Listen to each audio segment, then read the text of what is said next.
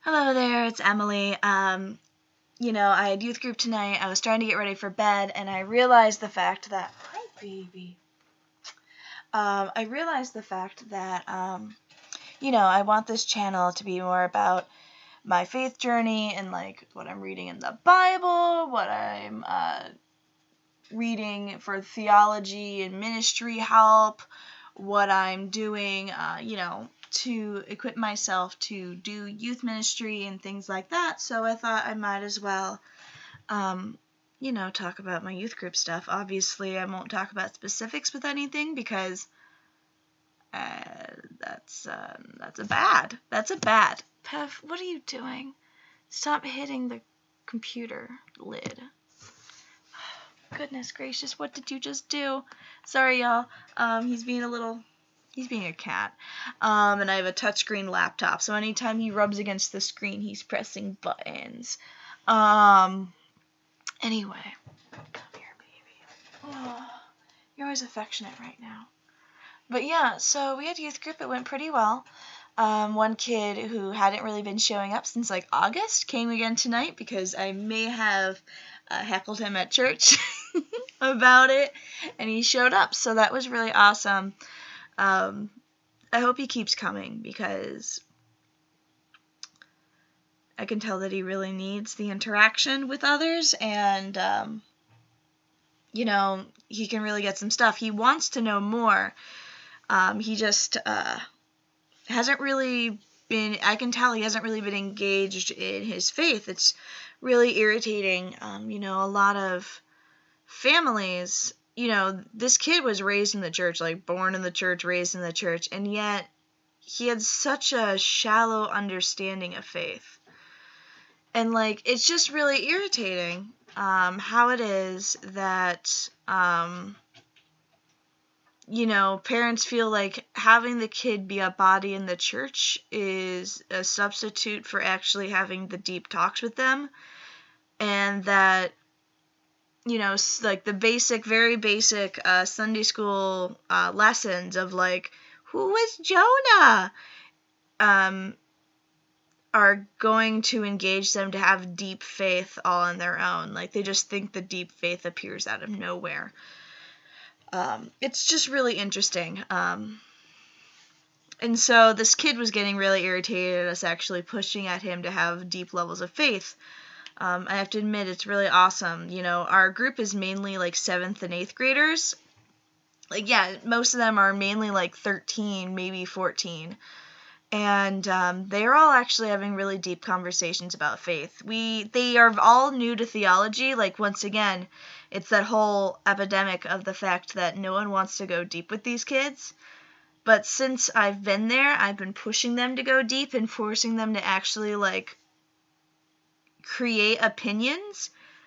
There's no wrong answers, create opinions and actually, like, examine what they think and examine their lives and how God relates to their life. Making sure every story we read, we go back to talking about how they can actively put that in their lives. And they've actually been starting to do so. They actually have been starting to, if I'm looking at my phone, one of my kids said he was going to text me.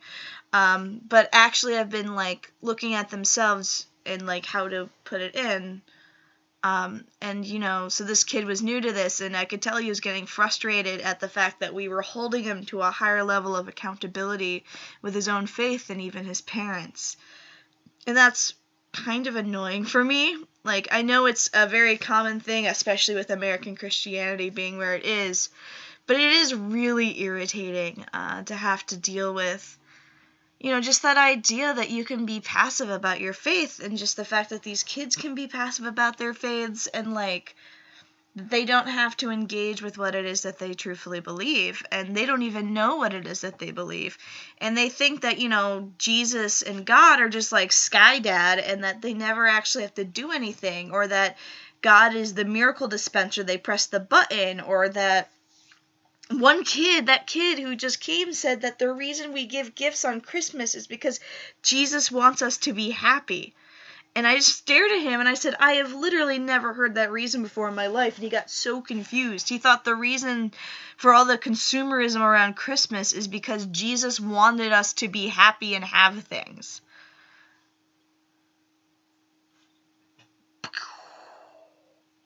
So yeah, but meanwhile, the other kids, once again, same age, they're all 13.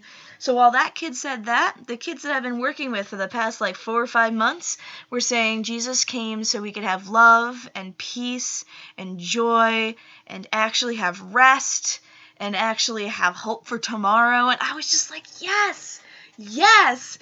And it gave me such hope, because it's hard to tell how much what you're teaching is actually getting into these kids' brains. But when you ask them a question about, why did Jesus come? And one kid's going, the new kid's going Christmas gifts. And the rest of them are saying the Christmas gift of God is hope for tomorrow. Oh my gosh. It's such a good feeling. Anyway, so we were talking about that and it was amazing. It was just fantastic. And yeah, we got into, we watched some humorous videos online about the story of Christmas, and we watched some traditional ones, we watched Charlie Brown Christmas and stuff like that. But oh gosh, these kids were asking such good questions. There's this girl who I just had a really deep talk with, not going to go into that, but I gave her a devotional book as a little Christmas gift, not because it's Christmas. I would have given it to her literally any time of the year after we had the conversation that we had, because she is 1 or 2 steps away from accepting Jesus, so I'm trying to get her on it. So I got her a devotional book and a Bible and stuff, and after explaining what a devotional book was, she lit up and she's like, oh my gosh. I'm like, yeah, it's a morning, it's a 5-minute morning thought, or a meditation sort of thing. It helps you get your brain on right when you wake up. And she's like, oh my gosh, this is amazing. And another kid asked me about how to do Christian meditation, because he's like, I don't want to do that anything weird. I don't want to do the weird stuff and do Buddhist or something. I'm like, okay, yeah. So he actually, that's the thing, I'm waiting for his text to me about what the heck Christian meditation is. And I just actually looked up some really good Christian meditation stuff that actually got me tired, just listening to it, because I was, making sure it wasn't full of woo. I don't want the woo in there. And it was solid stuff. So I'm going to suggest that to him as something to listen to calm down at night. And I'm really proud and grateful he's asking, because, Lord knows that, if a kid has that stress, him reaching out also, once again, makes me feel like I'm doing what I'm supposed to. There was a fight in the youth group. Happened, obviously, not in youth group. I would have cut that out. But 2 of them are not friends right now. I'm sure it'll clear up in 4 to 5 business days. But right now, they are bitter, and we're never going to see her again because she's horrible. And she was telling me about it, and it's definitely just middle school stuff. But at the same point, right now, it's super big to her. I mean, it's one of her good friends. She caused a fight. They don't know if they're ever going to make it up. And so, yeah. So, right now, I spent today making sure I was listening and, comforting her, because, this just happened, and it's hurtful, and, it's really hard to have somebody who you thought you trusted and had as a very close friend, say horrible things about you and start talking smack about you. It's horrible. It doesn't matter if you're 13 or 40. That stuff sucks. So, was definitely empathizing and letting her know that, I understand why you're not talking to her, and I'm not mad at you for not bringing her to youth group this week. I understand this was hurtful. Next time I see her, though, I will talk about, we know that these are your friends' faults. Or, sorry, not friend. We know these are, insert names here's, faults. But at the same point, I know that you have some of those too. I'm sure she was lashing out and talking smack about you because she has a lot of insecurity issues and she views you as confident. And even though, it's not a good reason, she lashed out because she has inside jealousy, and that sucks. And, we'll work towards that. But right now I'm focusing on just letting her know that it's okay to be hurt. It's okay to be sad. It's okay to be, it's almost okay to be bitter. I mean, you can't sit in that bitterness, and you got to give that bitterness to God, and you got to use that bitterness and anger that you get from fights with people to motivate you to do something to make the world better. But the thing is that you're allowed to sit and be sad. And then you move forward. So right now is her sit and be sad time. Next time I see her, it's the move forward time. And then we'll talk about that then. That's, you gotta let yourself sit in the pain before you move forward. Anyway. But yeah, it went really well. The youth group overall, we talked about Jesus, we watched some, videos, and then we had a conversation about why was Jesus' birth important? What do you think is the true reason we celebrate it? Why do you think Christmas has become so separated from that? And what can you do to reconnect with that? And we also went over, like the Ben Isaiah about each of Jesus' names, Prince of Peace, Mighty, I'm really tired, I'm sorry.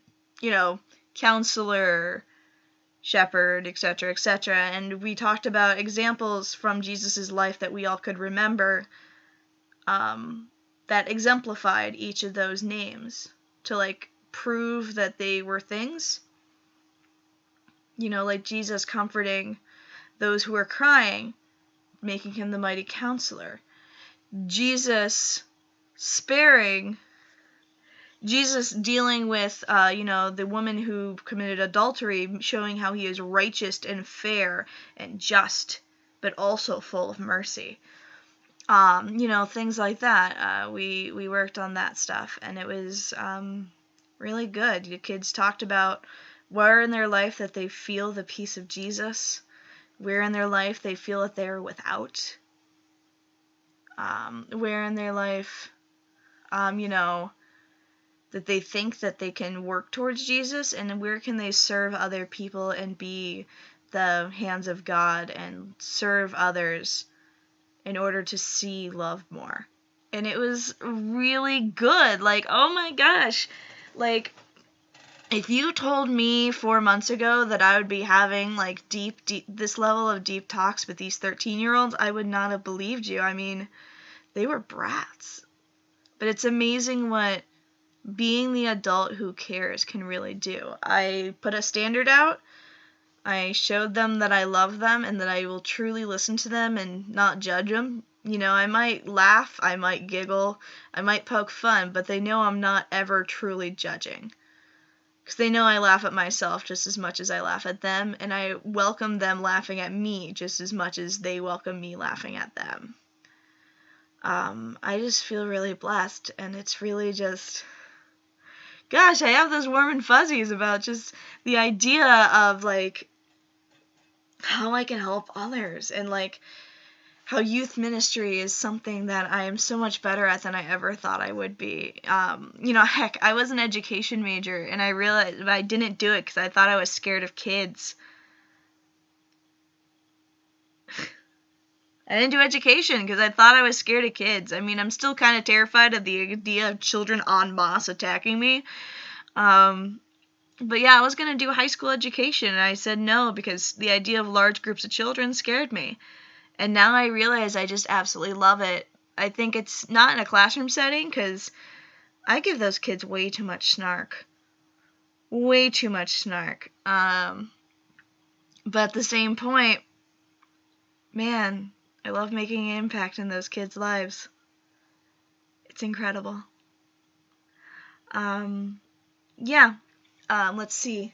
Over Christmas break, I borrowed some books on youth ministry, the Doug Fields, your first 2 years in youth ministry and a purpose-driven youth ministry, from my youth pastor that I am training under, just to read over, the Christmas break.